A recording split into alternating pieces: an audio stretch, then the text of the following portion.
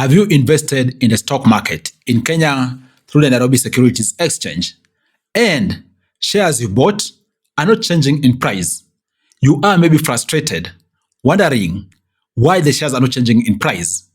In this video, I want to discuss with you for you to have a deep understanding why the shares you bought are maybe not changing price and what that means to you as an investor. Because most people out there assume if their shares are not changing price, it's a very terrible thing. Sometimes, guys, it's even a better thing. They're not changing the price. I'm not saying it is the ideal thing because as an investor, you desire to see share price appreciation. Therefore, if the share price is not going up, it means you're not seeing share price appreciation because maybe you are banking at selling that particular share for you to gain something from your initial purchase. In this video, I'm going to explain all those nuances for you to really understand what is going on, what it means to you, and also what are the possible next steps for you once you understand all these. You are all much welcomed to my channel. My name is Afagza Sifuna. I am a finance expert and qualified accountant, bringing you amazing videos about making money and investing each and every day. In case you are new here, consider subscribing to this channel. Down below there's a button called subscribe. Click that button to subscribe for you not to miss any of these videos I do share with you every day. For you, you're going to be getting knowledge for free as I share this knowledge with you on a daily basis. So subscribe. And when you still add it, drop a like on this video. Let's delve right in this. And there are a few things you need to understand. The first thing you need to understand is that share prices only move when there's disagreement between buyers and sellers. What do I mean? This is one of those scenarios where disagreements are good. That is the only opportunity you have for you to be able to gain. Okay? And to give you an example, if, for example, Safaricom share is trading at maybe 18 shillings, the market knows it's trading at 18 shillings, okay? The holder of this share is okay with exchanging at 18 shillings. The buyer is okay with exchanging at 18 shillings. Then the price won't change because there's no disagreement. Because remember, when you are buying shares behind the scenes, it is a fixed number of shares, right? You are buying shares from someone. It's not that there are just million shares there, which you go there and then plug and buy based on a price someone has determined. The way you do, for example, buy groceries at the Mama Mboga place. That's not how it works. At the stock market, you are purchasing a share from someone who's willing to sell. Therefore, if there's no disagreement, it means there won't be disparity in price. Okay? And talking about that, the second thing you need to understand is that the forces of demand and supply dictate how price behaves in the stock market. Let me give you an example of the same, maybe assuming Safaricom share is 18%. If that's the price in the market and you want to buy and the buyer is willing to sell to you at 19 shillings, you have two options: to either buy or ignore. If you choose to buy, that is going to push the price up. Okay? That share is going to trade at 19 shillings, for example. If you choose not to buy and say you're not buying because the price is high, you guys going to continue holding and looking at each other. And now, in case the seller is under pressure to sell, right? And the people who are willing to buy want to buy at below 18 shillings. Based on a particular state, that situation, maybe the seller might fold and also agree to sell it at slightly under 18 shillings, given they also want that money. In that context, they're going to have yielded. Simply put, that particular share is going to drop in price because the exchange had disagreements which did necessitate for either the price to go up or to go down. And also that those contexts where institutional investors do sometimes also pump big monies or even make huge transactions which might force prices to adjust. And even just recently, for example, we saw that acquisition. In fact, that was the biggest acquisition ever at the NSE. We saw the acquisition of 15% stake of government in Safaricom by the Vodafone Kenya Limited, which is part of the Vodacom Group. It was a block transaction of share transfer, which did transfer 6 billion shares from the government of Kenya to Vodacom. That was quite a huge amount of transfer as a block transfer. So think about it this way. If maybe there are available 50K shares, okay, in the market, which are in the market at a particular point in time, and then you have a big money investor who wants to buy maybe 100K shares. Assuming those shares are selling, for example, at 20 shillings. If this big money investor, whether it is an institutional investor or an individual, decides to buy all those shares, immediately they're going to be able to dictate the purchase price of that share once they bought them. Reason being, if there are 50K shares to be sold, all of them have been bought by one person. There are other sellers who want to buy. If they bought a particular share at 20 shillings, they can say they are selling at 21 shillings. With all this huge volume of people who want to buy that share, be sure is going to push the price of that share to the new ask price of this particular person who bought and determine the purchase price. I hope it makes sense. Now you've understood the share price is determined by, first of all, if there's disagreement between the buyer and the seller, it's going to cause some movement. And secondly, also forces of demand and supply play a key role in ensuring there is clarity on how the share price is in the market, okay? And then the other thing you also need to appreciate as to why your share price is not moving, there are just some shares in the Nairobi Securities Exchange which don't really push volumes. Of course, there are those typical companies like Safaricom's, KCB's, equities.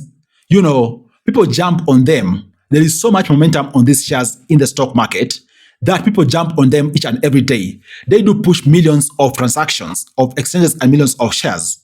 But then there are others out there, like for example, Limuru Tea, Kapchorwa Tea, and even the entire listing of the REITs.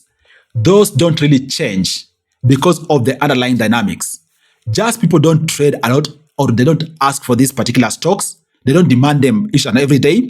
Therefore, the price remains somewhat the same because at the end, it's forces of demand and supply. If there's no demand, how is the price going to change? Okay?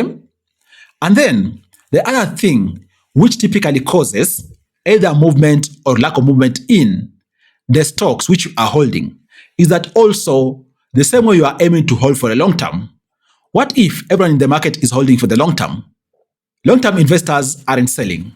So how is that particular share going to fluctuate? How is the price going to continue going up or going down? And that is why in any market, we typically have mixed sentiments. There are those who are holding for the short term, others are holding for the long term, and others are just panicking and making volatile decisions in the market based on the volatility.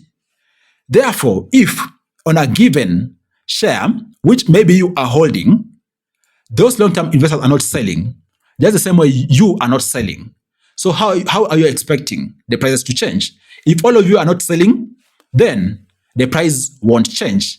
And then the other thing which also moves prices in the market beyond the forces of demand and supply and buyer and seller disagreeing because they are trading in the market is news.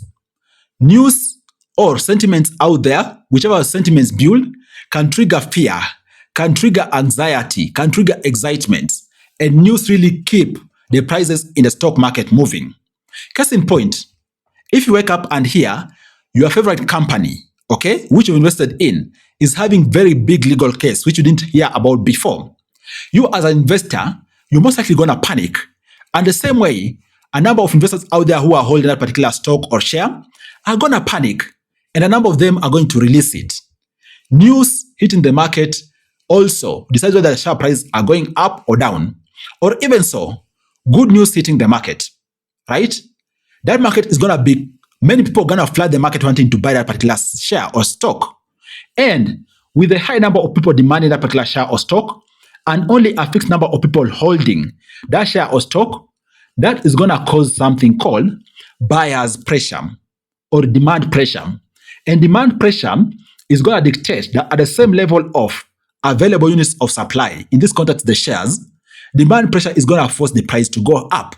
That is an instance where, in case of good news, many people rushing, they want to buy, the price of stock or share is going to go up. Therefore, no news hitting the market, whether it is stemming from rumors or even stemming from fundamental. Like, for example, a company is declaring its quarterly returns, declaring its dividend, declaring its restructuring, and so forth. All these are bound to affect the movement of shares because of investor sentiment. Okay? Now, having understood that, is the price of the stocks you are holding not moving a bad thing or a good thing? Let us look at this objectively.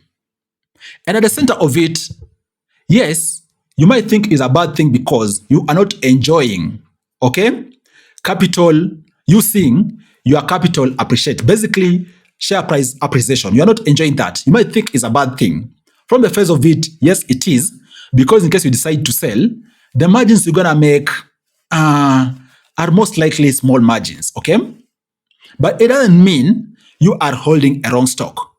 If, for example, you did do your own analysis before buying and you seriously believe that's a quality company, okay, the fundamentals don't change just because the price is not sensational at the market. The price is not fluctuating, therefore the company is bad. No, that's not the case. Still, the company is a quality company based on how you bought after doing your own analysis, looking at the fundamentals. So it doesn't necessarily mean it's a poor investment. But if your goal was to only gain from share price appreciation, you might need to reconsider your position, okay? And then the second angle to it, for you to understand why it's not a bad investment, out here we have stocks which are called dividend stocks. And at the NSE, we have companies like, for example, BAT, Standard Chartered Bank, a good chunk of the banks, EABL. All these companies have been on record paying investors good dividends in recent years. Even, for example, last year, companies like Sanchat and BAT did pay. The dividend yield was about 14 to 16%, depending on where you are pegging the share price. Imagine a company paying you dividend at a yield of 14% per year. That's an amazing investment, even if the share price is not fluctuating. And by the way, a good chunk of these mature companies, the share price is not fluctuating because a number of their holders are people who bought because of dividends. They have no reason to be waking up every day to change their position. Either way, the company is doing its business, it is performing on the business end, and the company at the end of the year or even during the interim dividend is going to share with them part of their profit. Their profit is not dependent on how the stock market is performing. And once you know that, you'll really appreciate that your shares that you are holding not changing in price. It doesn't mean it's a bad investment. It doesn't mean it's bad for you. Even it could be good because you might be holding mature company shares, which at the stock market, fluctuations are very minimum, but then again, their dividend yield is quite high. Therefore, you can still utilize dividends to be able to plow back and enjoy the benefits of compounding. Guys, I hope you've understood why the stock or the shares you are holding, the price is not changing. And also, you've understood why necessarily it isn't a bad investment per se, even though the share price is not changing. What do you think about this video? I hope you've gotten a thing or two, which is going to assist you in your investment journey. Cheers, guys. Look for a catch up with you in the next video. Take care.